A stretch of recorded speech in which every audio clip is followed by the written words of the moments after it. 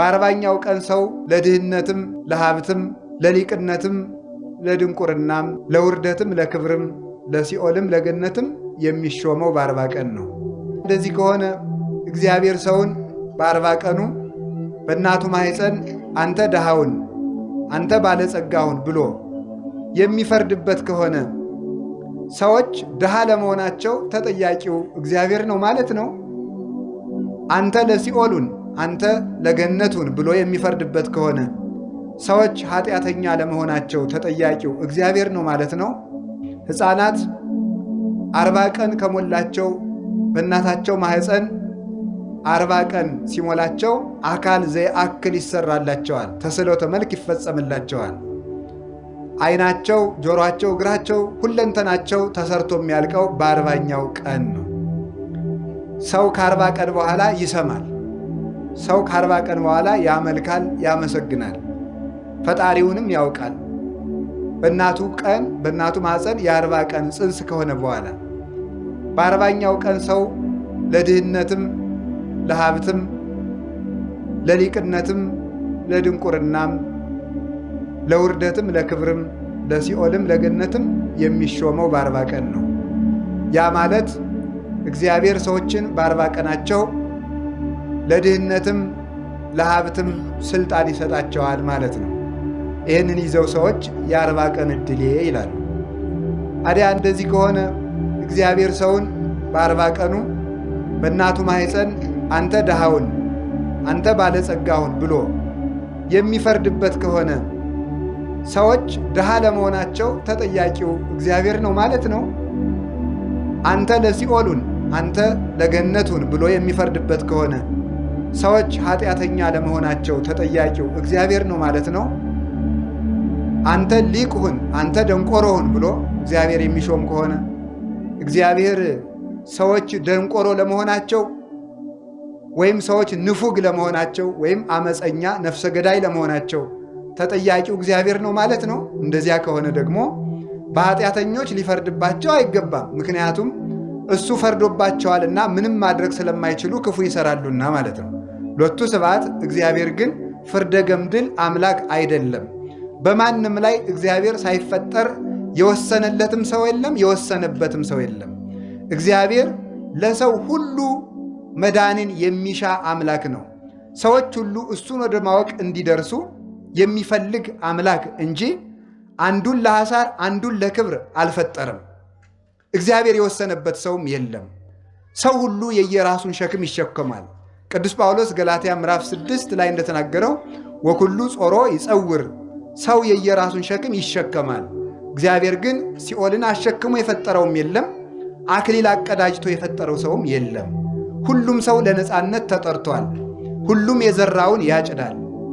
ሞትም ሕይወትም በገዛ እጃችን የምናጭዳቸው በቀና በገዛ እጃችን የምንበትናቸው ናቸው። እግዚአብሔር ያልዘራውን አያጭድም፣ ያልበተነውን አይሰበስብም፣ ያላስተማረንንም አይፈርድም። ባልሰጠን ጸጋም እግዚአብሔር ፈርዶ ሲኦልም ገነትም አያስገባም። ሰው ስለተመረጠ ብቻም አይጸድቅም።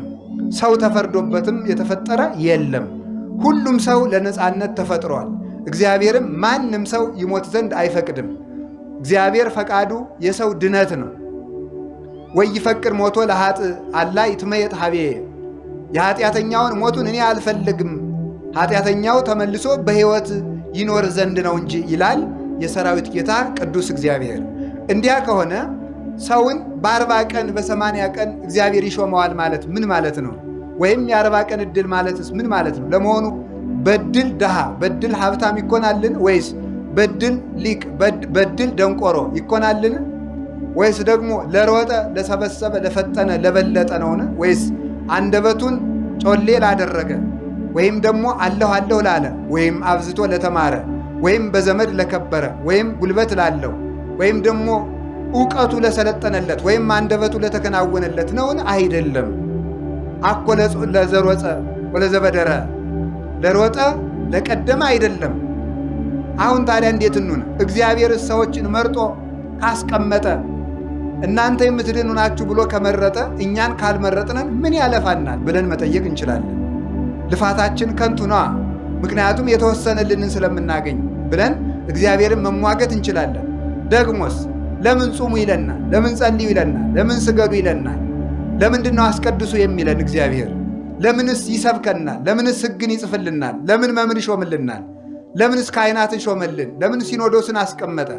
ለምንስ ወጥቶ ወርዶ አስቀመጠ? ወይስ ደግሞ እሱ የድርሻዬን ተወጥቻለሁ ብሎ እንደ ግድ የለሽ መምህር የድርሻዬን ከተወጣው ሰው የራሱ ጉዳይ ለማለት ነውን? እግዚአብሔር እንደ ሰው የድርሻዬን አድርጌያለሁ ብሎ ከተጠያቂነት ለማምለጥ ብቻ ብሎ የሚሰራ አምላክ አይደለም። እግዚአብሔር በርህራሄ የሚሰራ ነው። በርህራሄ የሚሰራ ነው። በዚህ ዓለም የሚሰጡ ሰዎች ብዙ ናቸው። ግን ስላገኙ የሚሰጡ ሰዎች አሉ። ለመመስገን የሚሰጡ ሰዎች አሉ። ክብር ፈልገው የሚሰጡ ሰዎች አሉ። ስም ፈልገው የሚሰጡ ሰዎች አሉ። ለመኩራት የሚሰጡ ሰዎችም አሉ። ወይም ደግሞ እንዲሁ የሚሰጡ ሰዎችም አሉ። በርህራሄ የሚሰጥ ግን እግዚአብሔርና እሱን የመሰሉ ቅዱሳን ናቸው። እንዲያ ከሆነ እግዚአብሔር በማንም የማይፈርድ ከሆነ ፍርዱም ትክክል ከሆነ በባህሪውም አድሎ ከሌለበት እግዚአብሔር በ40ኛው ቀን ይሾማልን ብንል አዎ ይሾማል። እሱ ምንድን ነው? ቅዱስ አትናቴዎስ በቅዳሴው እንዲህ ብሎ ይናገራል።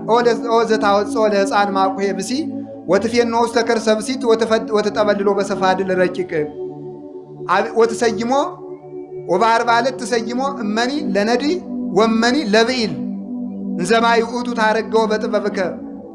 አቤቱ ሕፃኑን ከእናቱ ከአባቱ አብራክ ከፍለ በእናቱ ወገም በእናቱ ማይፀን ልከ ውሃውን አርግተ ተስሎተ መልክ ሰጥተህ የምትፈጥረው ሆይ አንተ በ40ኛው ቀን ሰውን ለድህነትም ሆነ ለሀብት ለሲኦልም ሆነ ለገነት ትሾመዋለህ ይላል መጽሐፍ።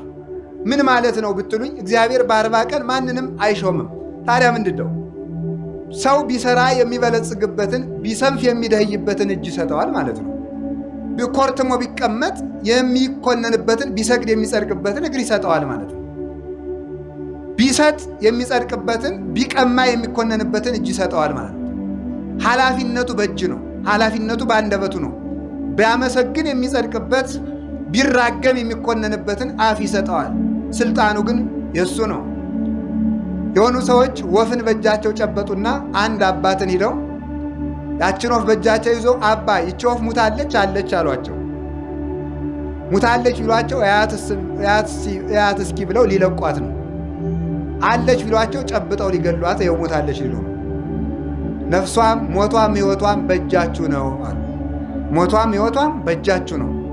ሰው ሞቱም ሕይወቱም በእጁ ነው። በገዛ እጁ ሰው ሲኦልን ይወርሳል።